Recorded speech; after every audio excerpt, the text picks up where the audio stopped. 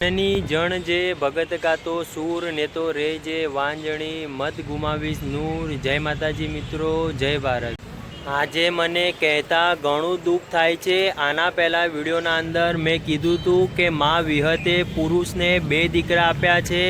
તો એક ના સમજણ ભાઈએ મને કમેન્ટમાં એવું કીધું હતું કે મારે પણ 2 દીકરા જોઈએ છે, તો મા મેલડી મને દીકરા આપશે।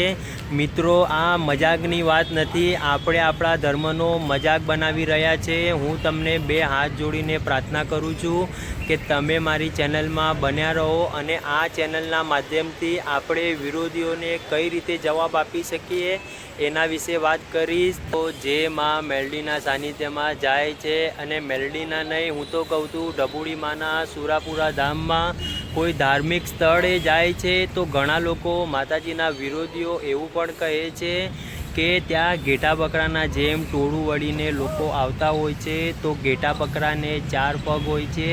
ત્યાં અમારા ભક્તોના પાસે 2 જ પગ છે અને એ ભક્ત માતાજીના છે। એ ભક્ત માતાજીની પૂજા પ્રાર્થના કરવા આવે છે। તો આપણે એવું ના કહી શકીએ કે ત્યાં ઘેટા બકરાના જેમ લોકો ટોળા વળીને આવે છે વિરોધીઓ। હવે વાત રહી કે નીચલી કાસ્ટના, તો હું મારા હિસાબે કહી શકું, મારી સમજણના હિસાબે હું કહી શકું કે આ સંસારના અંદર નીચલી કાસ્ટનું એક જ વ્યક્તિ હોઈ શકે કે જે માતાજીનો વિરોધ કરે, જે સનાતન સંસ્કૃતિનો વિરોધ કરે, જે માતાજીને ના માને, જે ખરેખર નાસ્તિક છે, એવા લોકો નીચલી કાસ્ટના હોઈ શકે છે। માતાજીની પૂજાપાઠ કરવાવાળા, માતાજીની ભક્તિ કરવાવાળા નીચલી કાસ્ટના ના હોય। તમામ ભક્તોને મારે એક જ પ્રાર્થના કરવી છે કે તમારો અંદરનો રુધિયો ક્યાં ખોવાઈ ગયો, તમે તો કેમ એવી પ્રાર્થના નથી કરી શકતા જે આજે લોકો આપણને મેણા ટોણા મારી જાય છે। ખુખાર મેલડીના સાનિધ્યના અંદર માં મેલડીએ પણ કીધું હતું કે તમે જો કોઈ કરજો કરીને કોઈ ગાડી લાવો છો કે કરજો કરીને તમારું મકાન બનાવો છો અને મહિના પછી તમે માં મેલડીને એવી પ્રાર્થના કરો છો કે માં મેલડી મારી લોન ભરાઈ જાય, મારા ઘરના અંદર સુખ શાંતિ થાય, તો મિત્રો હાથે કરીને દુઃખ કરેલું ભગવાનના માથે ના નંખાય। એને તે આપણે પોતે જ ભૂલ કરી કહેવાય। ભગવાન આપણા કર્મ જોઈને આપણને ફળ આપે છે। જે રીતે આપણે આપણા પાપનો ગળો ભરાઈએ છીએ એવી જ રીતે આપણે આપણા પુણ્યનો પણ ગળો ભરાઈ શકીએ છીએ, પણ એના માટે આપણે સત્કર્મ કરવું પડશે, સારા વિચાર રાખવા પડશે। અને તમામ ભક્તોને મારે એક જ વાત કહેવી છે, તમે મારા વિડીયોના માધ્યમથી જો ઘણું બધું શીખતા હોય તો તમારા વિરોધ કરવાવાળાને વિરોધ કરવા દો। વિરોધ કરવું એમનું કામ છે। તમે તમારા કામ ધંધે રહો, તમે 2 ટાઈમ ભગવાનની પૂજા અર્ચના કરો અને પરચા માતાજીના હોય છે, ભુવાજીના નહીં। ભુવાજી ખાલી નિમિત્ત માત્ર હોય છે। દુનિયાના સાનિધ્યમાં જાઓ, દુનિયાના દેવી સ્થાનમાં જાઓ ના જાઓ તમારો પ્રશ્ન છે, પણ ઘરના અંદર કુળની દેવીને રાજી રાખજો। કુળની દેવીને સવાર સાંજ પૂજા પ્રાર્થના કરજો। તમારો હાથ કોઈ નહીં પકડે તો કુળની દેવી જરૂર તમારો હાથ પકડે। હવે વાત કરવી છે કે ભુવાજી ધતિંગ કરે છે, તો મિત્રો હું તમને જણાવી દઉં કે કાળા માતાનો માનવી ખાઈને ખોટું બોલી શકે। ભુવાજી જો ખરેખર ધતિંગ કરતા હશે તો એમને માં મેલડી જોશે, એમને મારો રામ જોશે।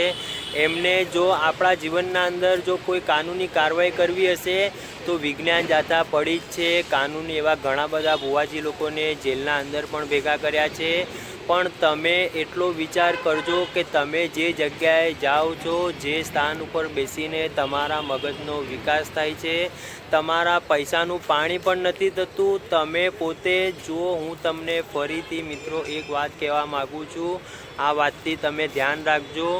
દુનિયાના સાનિધ્યમાં જાઓ, કોઈ ભુવાજી પૈસા માગતું હોય તો તમે એને કહી શકો છો કે જે કાંઈ વિધિ કરવી હોય વગર પૈસે પણ થઈ શકે છે। અમે દુઃખી છીએ એટલા માટે તમારા પાસે આવ્યા, પૈસા માગીને તમે મને વધારે દુઃખી ના કરશો। 200, 200, 500 રૂપિયા હોય તો બરાબર છે, 2-2 લાખ રૂપિયા લોકોએ આપ્યા છે અને એ લોકોના પૈસા ડૂબી પણ ગયા છે। તો આપણે એવા ભુવાજીનો વિરોધ કરવો જ જોઈએ। એવા ભુવાજીને આપણે કાનૂની કાર્યવાહી કરીને એમને એમના રાસ્તે મોકલવા જોઈએ। પણ જો માં મેલડીનો વિરોધ કરતો હોય કે કોઈ ભગવાનનો કોઈ સનાતન સંસ્કૃતિનો વિરોધ કરતો હોય તો એમને આપણે પણ જવાબ આપી શકીએ છીએ કે ભગવાનને માપવાવાળા આપણે કોણ? આપણી એટલી ઓકાત ના હોઈ શકે કે આપણે ભગવાનને માપીએ છીએ, ભગવાનના પાસે પ્રમાણ માગીએ છીએ. ભગવાનના પાસે પ્રમાણ જો તમારે માગવું હોય તો ખાલી એક જ ઉદાહરણ આપું કે આપણે જ્યારે માના પેટના અંદર હોઈએ છીએ એના પહેલાં માના હૃદયના અંદર જે દૂધની વ્યવસ્થા કરી શકતો હોય તો શું આ પ્રમાણ નથી? તમને અને મને વિશ્વાસ નથી. પ્રમાણ તો દુનિયાભરના છે, એવા ઘણા ખરા પ્રમાણ છે. તમે પ્રમાણ માગતા હોય તો તમે દિલથી અત્યાર સુધીમાં તમારી જેટલી પણ ઉંમર હોય એ ઉંમરના હિસાબે એટલું વિચાર કરજો કે આજ સુધી મારા જીવનના અંદર એવું કયું કાર્ય બન્યું હતું કે એ ભગવાનના કાર્યથી થયું હતું, એ કાર્ય મેં નહોતું કર્યું. તો મિત્રો આ જ તમારું પ્રમાણ છે. તો હવે તમે અને મેં ઘણા બધા વિડીયોના માધ્યમથી જોયું છે કે માતાજીનો વિરોધ કરે છે. તો તમને હું બે હાથ જોડીને પ્રાર્થના કરું છું, પ્રોત્સાહન ના આપશો.